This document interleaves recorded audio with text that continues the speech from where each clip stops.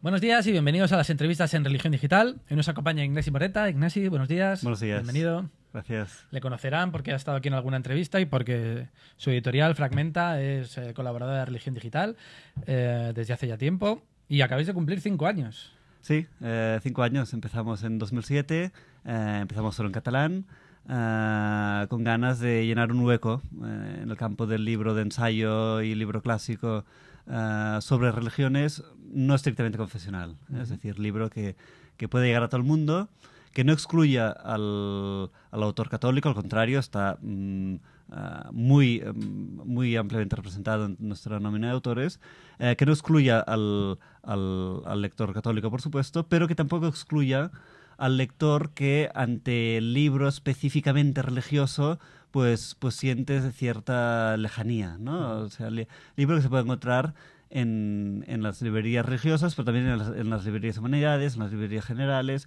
en las zonas de superficies, etcétera.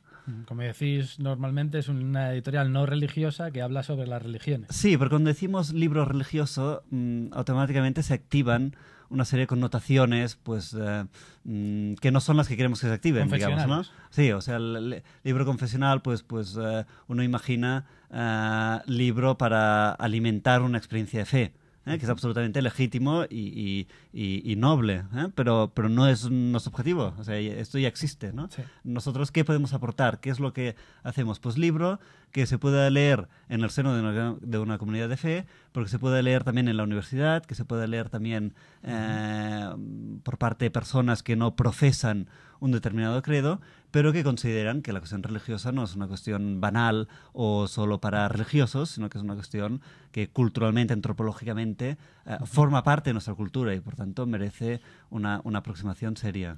Con autores en estos 5 años consagrados, Torralba, Duc, Forcades... Sí, sí. Jalil Bárcena, que acaba de presentar uno, del que nos hablarás ahora también. Sí, hombre, que no Meloni, haya... Meloni, que también estuvo aquí. Meloni, que también estuvo aquí, exacto. Que no haya canon, que no haya dogma, digamos, o sea, que no seamos una editorial que proviene de la jerarquía, para entendernos, ¿no? Que no haya un canon no significa que no haya autores mejores que otros. No todo vale, no todo vale. Yo creo que la tarea del editor es decir, bueno, hay muchos textos, blogs, redes sociales, producimos mucha información cada día, consumimos mucha información. ¿Qué es lo que puede aportar un editor? Pues prescribir, es decir, aconsejar una lectura. El editor asocia su marca a unos determinados autores para decirle a la gente, ese autor es bueno. Este merece la pena. Un toque de calidad. Sí. O sea, que la gente puede decir, bueno, no sé quién es Javier Meloni, pero si lo publica Fragmenta me fío, porque en otras ocasiones no me he decepcionado, ¿no? Mi reto, digamos, es este, el que la marca Fragmenta se asocia a autores buenos. En ese sentido, ¿la marca Fragmenta está ya consolidada? Bueno, yo espero que sí. Y vamos, estas cosas no es un proceso terminado, sino que cada libro es un reto, ¿no? Y cada libro uno tiene que demostrar que efectivamente ha trabajado con rigor, ha escogido a autores de primerísima línea, pero vamos luchando para que la marca sea conocida y se identifique con los niveles de rigor y calidad que queremos que se asocien a la marca, ¿no? Desde un punto de vista de editor,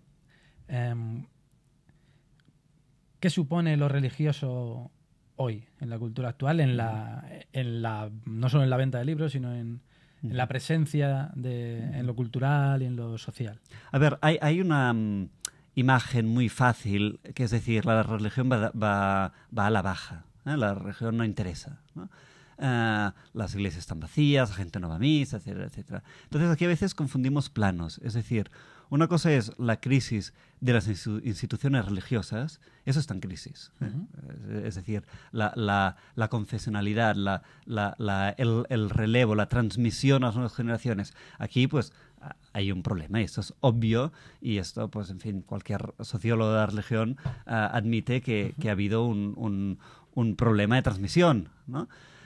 Y otra cosa muy distinta, es otro plano, es la religión. la pregunta religiosa, ¿no? La sed de infinito. La sed de infinito, el hacernos preguntas. El animal no se hace preguntas. El ser humano se hace preguntas. Y se pregunta si la existencia tiene un sentido, se pregunta por la vida, por la muerte, por el más allá, el más acá. Entonces, este tipo de preguntas son preguntas de fondo, son preguntas religiosas. Y eso no está en crisis. ¿No? Es más, en un mundo donde las respuestas religiosas, las respuestas institucionales han entrado en crisis, pero donde la pregunta religiosa sigue en pie, pues más necesario que nunca la lectura.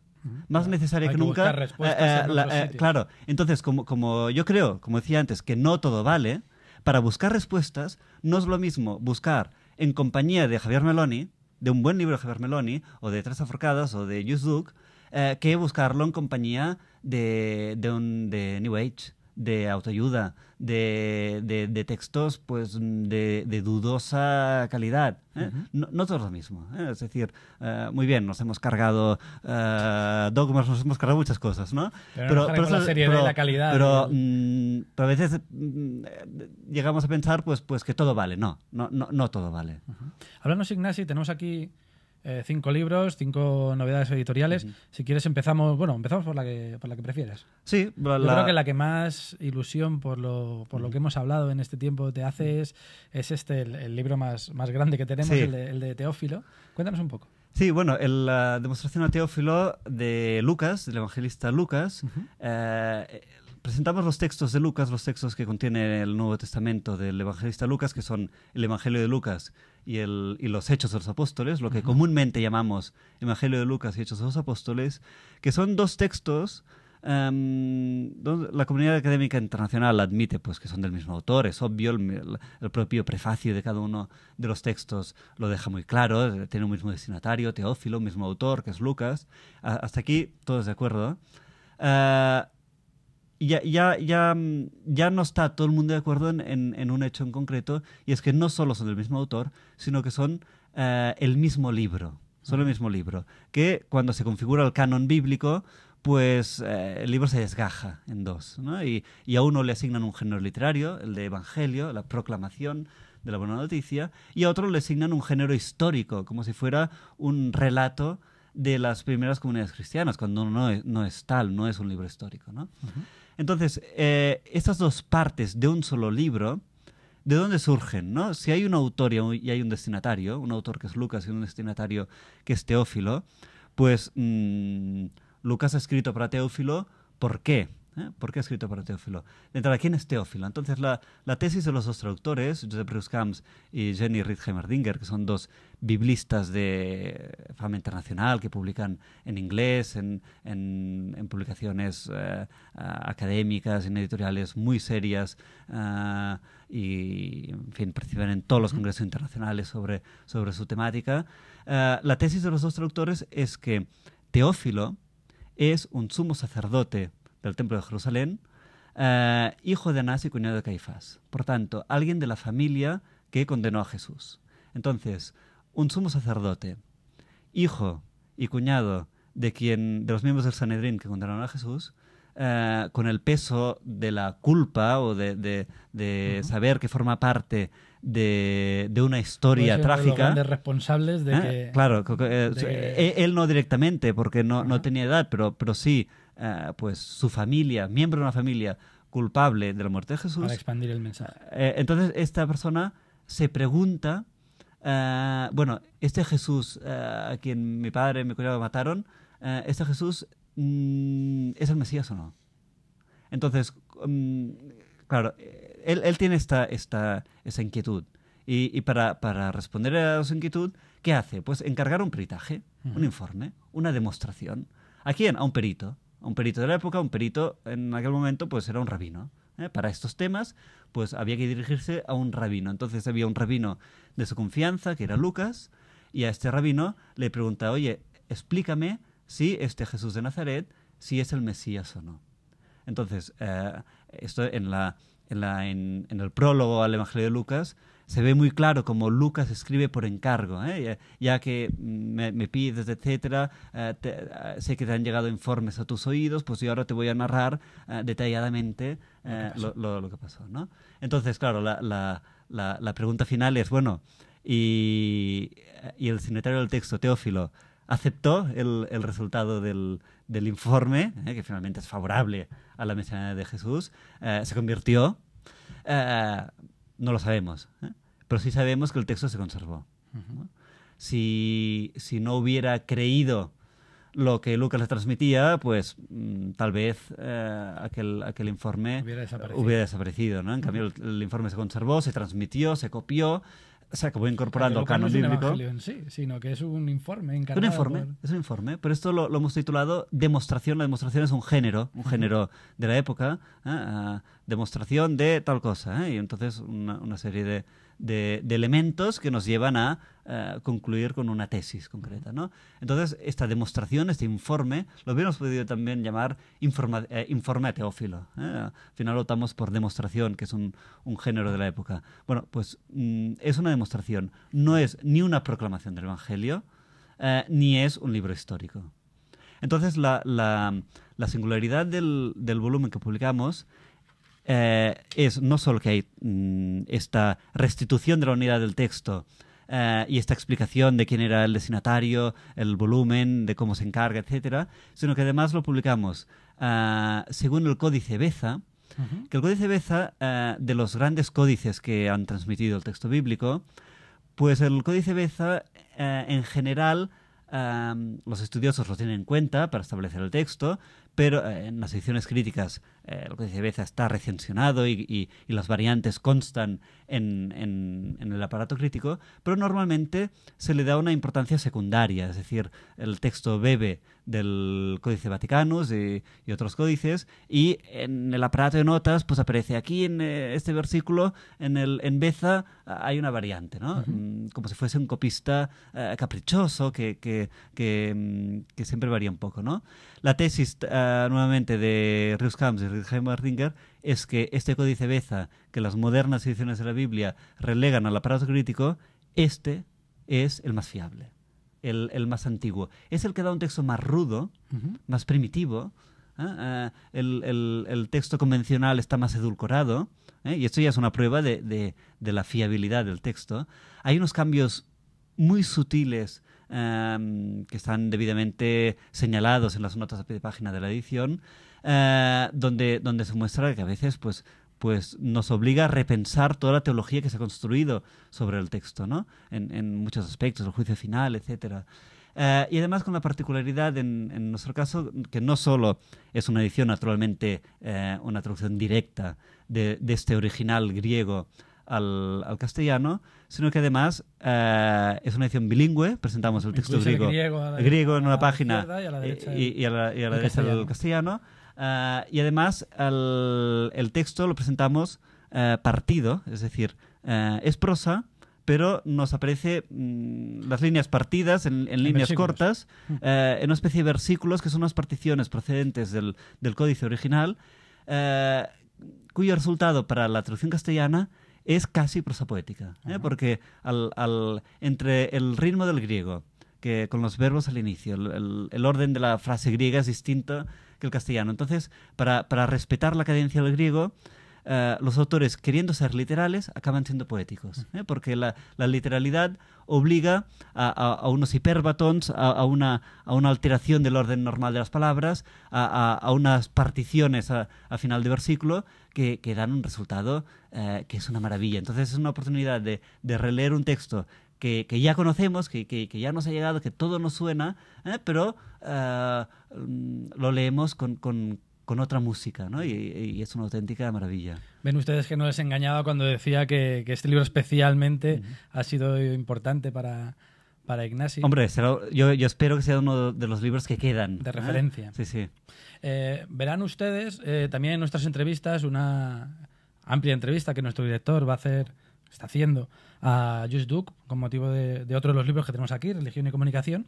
Y bueno, vamos a hablar si quieres entonces de los otros tres. Sí, solo apuntar, porque esto Yuzuk naturalmente no lo dirá, Ajá. pero Yuzuk es el gran antropólogo de la religión que tenemos en España y es uno de los pensadores más originales de nuestra contemporaneidad. O sea, es alguien que piensa, es alguien, primero, que lo ha leído todo, Sí. todo, Me consta. y cuando digo todo, y segundo, que ha creado lenguaje para hablar de la situación del hombre contemporáneo en el mundo. Montserrat a veces da genio. Da genios, Montserrat, Sí. Montserrat de personajes, en fin, de una importancia brutal. Pues sí. Háblanos un poco del resto de los otros Sí. tres libros. La conversación de Torralba y Villatoro, por ejemplo. Sí, Francesc Torralba y Vicenç Villatoro son dos intelectuales. Francesc Torralba es un intelectual católico, crítico, católico escéptico, se define él mismo. Vamos, es un Y profesor. aún así ha aceptado, porque forma parte del Pontificio Consejo. Sí, tiene un cargo en Roma, es consultor del Papa en temas de cultura, es catedrático en la Universidad Ramon Llull. Sí, pero coincidimos, hicimos una entrevista hace poco Sí. por otro libro y es un hombre absolutamente libre. Y con Sí, las sí, ideas sí. muy claras. No, Eso es evidente. Él es un intelectual, él siempre me ha dicho hay que ser un intelectual y ser independiente, por tanto, él puede tener una cátedra en una universidad católica y ser consultor del Vaticano, pero él no es la voz de su amo. Él es un intelectual, laico, casado, con hijos, y no, su obra no es exclusivamente teológica, es filosófica, Sí. es ética, por tanto, no se mueve exclusivamente en el campo dogmático, por tanto tiene un ¿De margen. qué dialogan Villatoro y Entonces, y él Torralba? dialoga con Villatoro, que es un intelectual ateo. Un intelectual ateo que sostiene que el mundo sin religiones sería peor. Ajá. Sería peor. Es decir, normalmente Sí. el ateo pues sostiene que la religión es un desastre, que es fuente de guerras, de violencia y que el mundo sería mejor sin religiones, ¿no? Bueno, Villatoro es metafísicamente ateo, metafísicamente no cree en un ser supremo que haya creado el hombre, al contrario, es el hombre quien ha creado una idea de Dios, pero esto no le impide decir que esto de las religiones es un invento fantástico y que él se pasea por el mundo de las religiones como un turista, o sea, no es mi mundo, no soy de este país, pero me gusta pasear por este mundo. Es un mundo que está muy bien y que ha hecho aportaciones muy relevantes, ¿no? Entonces, este diálogo entre un católico independiente y crítico como Torralba y un ateo simpatizante con el mundo de las religiones como Villatoro, pues da un diálogo muy fecundo. Tal vez si hubiéramos buscado interlocutores más distanciados, un católico apostólico y romano apologético Y un ateo furibundo. y un ateo furibundo anticlerical, pues igual habría más espectáculo. Sí, pero no se llegarían a puntos de diálogo, que al final es claro, lo que se necesita en un libro de este tipo. Claro, o sea, no Y a puntos de encuentro. buscamos el espectáculo y el cuchillo, ¿no? Por eso ya está Por eso ya está la tele. En el libro buscamos pues, puntos de encuentro, puntos de discrepancia, pero discrepancia, por ejemplo, Villatoro dice en el libro nos tratamos con mucho respeto porque sabemos que en este país hace 70 años por este tema la gente se mataba. Y que en épocas más recientes, en otros países, la gente por estos temas se mata. Y por tanto, es un tema donde no podemos frivolizar. Y no podemos faltarnos al respeto, no podemos actuar a la ligera. Y en ese sentido es un diálogo pues apasionante, porque es un diálogo, como decía antes, sobre las grandes preguntas, sobre la ética, la estética, la religión, la espiritualidad sin fe. ¿Es posible la espiritualidad fuera del marco de la fe?